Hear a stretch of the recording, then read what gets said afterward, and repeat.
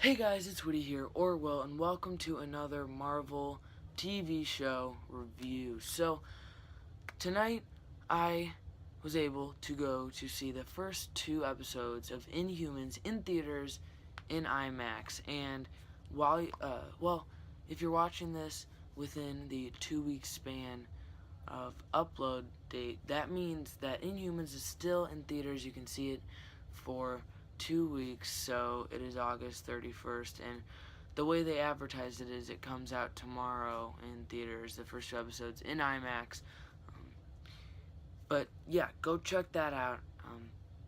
And if not, if you want to wait until later this month to see it normally, obviously that's fine because it'll be playing on TVs. But it was cool how they formulated two episodes into one. Kind of funny, I didn't actually know when the first episode ended and second episode started. It was kind of just mixed right in. So they so like when you're watching Netflix, so say you're watching Agents of S.H.I.E.L.D., the screen turns black whenever there's a cutscene where there would be a commercial if you're watching it on TV. But on here, they got rid of all that and they kind of morphed it into one, which I really liked, because it's always kind of interesting when it just goes right to black on the screen when you're watching something like Agents of S.H.I.E.L.D. on Netflix. It's like, okay, this show would be a lot cooler without those commercial cutscenes. But yeah, it was cool how they kind of eliminated those, did some fade to black type stuff, kind of blended it all in nicely. And it's really cool how IMAX and Marvel and ABC teamed up to do this. The visuals were really cool. The camera stuff, they did some slow-mo stuff, some really nice camera quality, and it was really cool seeing it on this big wide screen, like you're immersed in the whole thing. Really am a fan of the IMAX stuff. So yeah, visuals were cool. Now the characters, Black Bolt was, this is a really cool concept because it's fresh, it's new, it's something odd, and something cool that we really haven't seen before. Not typical Avengers stuff where it's like, I have a magic hammer, and I'm a master assassin, and I got an iron suit, and I got this metal shield, and I'm strong and buff. Like all these cool little things. We got introduced to Inhumans and Terrigenesis and all that, and we got teased about Atalan in Agents of S.H.I.E.L.D., and now they finally delved into all of this with its own show. Now obviously it's a lot smaller scale, and if you guys know, they were originally planning on it to be a movie, but I do think that this was actually a good fit. It's not like there was much room with Infinity War and all that going on and Avengers 4. There wouldn't be much room anyway to fit into this, and I think it's really nice since they introduced Inhumans on Agents of S.H.I.E.L.D. They have the Inhumans on their own TV show on ABC, so they'll be crossing over at some point. We do know that, and I think that that's nice because it continues the Agents of S.H.I.E.L.D. Inhuman story that they began, and it just expands and it'll come together real nicely, I think. So we got to see the Terrigenesis crystals again. Black Bolt was cool, and we've never seen a main character in something that literally does not speak. We saw, he had these kind of little signs for different things, and then I guess if he really wanted to tell somebody something, he would kind of put their hand on their chest, and I guess he could kind of speak to them through that.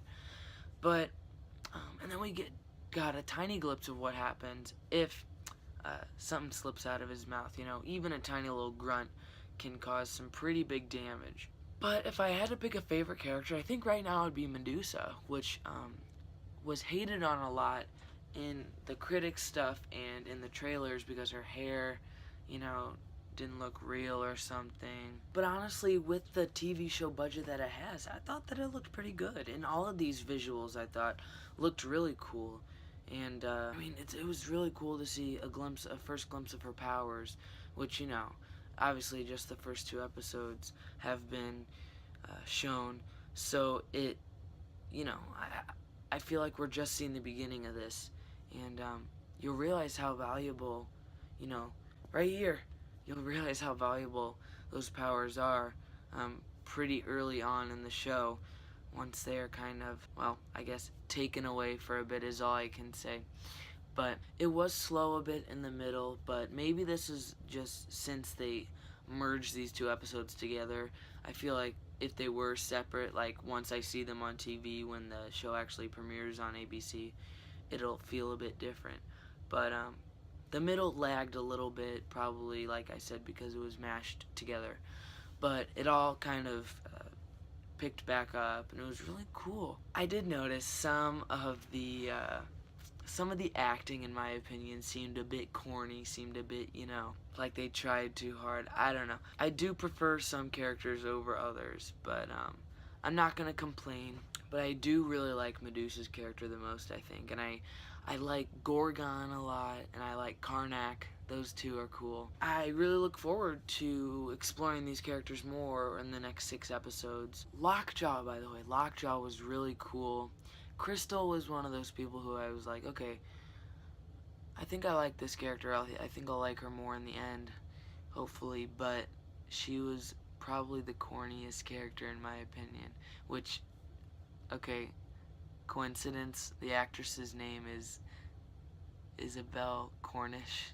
Okay, I'll stop that. That's bad. But Lockjaw was so cool. I think everybody loves him. I think he's one of the big standouts of the show, definitely. One of the strong points because of the vast realisticness of him. He just looks like a cute little puppy you want to play with, but just maximized. Like a big old gentle giant who will lick you to death or snuggle with you to death, I think his power is really cool, how he kind of just teleports everybody wherever they need to go. He looks so fluffy, and I just want to give him a hug, but he would probably crush me. Maximus seems pretty cool.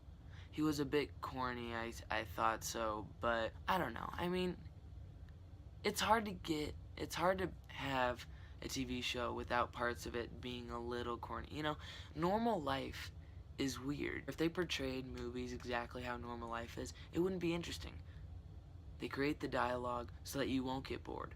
And I'd rather have good entertainment that will be like, wow, that was pretty cool, than stuff where it's like, okay, that's probably a scenario that would have actually happened, but it was boring as heck. You know what I mean? But the fight scenes that we saw so far were pretty cool. I'm really loving the animation, loving the fight scenes. So I think that's the strong point so far. The animations and the fight sequences. Oh, and the photography, of course. But I think Maximus is going to be one of the strong points eventually. I mean, he's pretty good. I know that that the actor came from Game of Thrones, but yeah, I do think this show has a lot of potential. I like it so far. So yes, I will be watching it when it premieres on ABC. So if you guys haven't seen it, go give it a look. Whether you guys are here, if you've already seen it in theaters, or you're looking to go ahead, go give it a try. So I hope you guys enjoyed this brief kind of talk about the first 2 episodes. Good impression. I enjoyed it. Something different from Marvel. And yeah, I'll definitely keep watching it. Thank you guys for watching. I hope you enjoyed. I'll see you in the next one. Bye.